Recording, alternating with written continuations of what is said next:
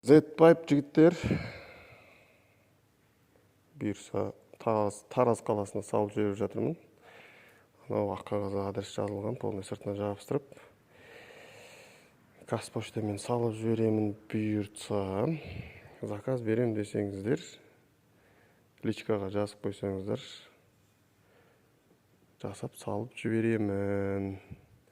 Бұл X-Pipe тұрған машинелердің орнына Z-ті қойсаң, күш қосылады да. Содан кейін дауысы более мясистый, жақсы шығады. Попкорнда жақсы атады бұмен. Прошитый машинелер болса. Сондай жағдай. Енді бұл Z-Pipe'тың 3D сварка не болады ғой, принтер. Сонымен құйылады бұл оригиналы. Өте қымбат тұрады. Google'дан көрсеңіздер, көздеріңіз жетеді. Осындай міне.